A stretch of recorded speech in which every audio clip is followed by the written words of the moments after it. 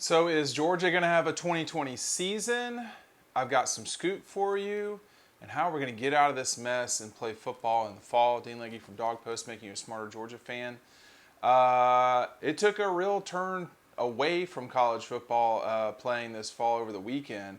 The SEC, of course, announced their additional two games, and then all of a sudden, seemingly, college football's on the brink again.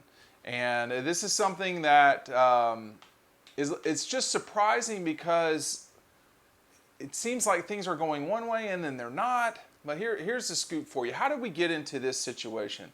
Well, first of all the teams across the country really are gearing up to play. Obviously, the MAC on Friday night, Saturday, canceled everything. But in the gathering of what we were hearing, which is something I write each Sunday on Dog Post, and you can read that right here. And I would encourage you to read that, okay? The article is going to send you to something that's going to cost you $2, but you get 2 months of Dog Post, all right? That's that's the best deal going out there for premium information about college football today. But, Friday night, I was talking with an SEC assistant coach, and his remark to me was that he thought there was still a pretty good chance that the season would get postponed or canceled, which was strange to me. But then, of course, earlier in the day, the NCAA had their chief medical person said everything would kind of have to fall the right way. I just found out about what I'm about to say about an hour ago, and it sounds like the Big Ten's physicians, the physicians who are either in their medical schools or in their athletic department, that part I'm a little uncertain of, they wrote a letter, or they are writing multiple letters to the member institution presidents at the Big Ten, and were saying that they are not certain what to make of coronavirus, what the long-term effects are, and that that was the gist of the document. That's what I was told by people who are very reliable. That's something that, like I was saying earlier, I would make sure to click on that story because it's got a lot more details than I'm remembering right now, and I can assure you I'm just going off memory, whereas that's a 2,000-word article that you can read word for word, including stuff about, very specific to Georgia, needless to say, and what SEC schools are doing to get to a late September start. But it sounds like the Big Ten physicians said, wait a second, what are we doing here? And then when you talk to other folks who are, at the administrative level in the SEC, their worry is that if the Big Ten backs out, it's going to be hard that the Pac-12 will go with them, because another insider told me that the Pac-12 is the one that wants to not play right now, but they're worried about optics of being the first to go.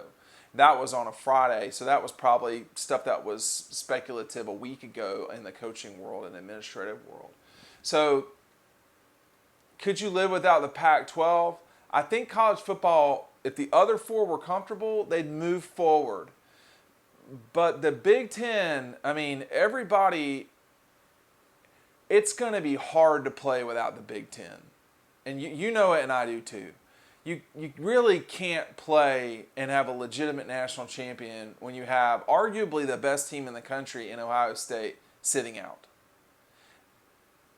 I don't see how that moves forward. So the SEC folks have said for a long time, they've puffed their chests out, and it's the best conference. It's the most meaningful conference. It's the most powerful conference. But they need a partner, and their partner, they don't always have one, but their biggest foe in the grand scheme of things is the Big Ten. If the Big Ten's not out there, I just don't think the Big Ten, the SEC, and the ACC, which has the firepower of one school, can really move forward in a way that's going to matter when they could take a pause and go into the spring. What do I want? I want them to play. But I also know that the reality on the ground may be very different than what someone who is not a medical person, me, would be so obvious to say, I guess. I didn't say that well. I would love for people to play, but I'm not about getting kids out there and they're not healthy and they're being put in situations that are not good. I think that should be off the table completely. And that's the question I have right now. Is that what the Big Ten doctors are saying? Or are the Big Ten doctors saying, we don't know, we still need more time?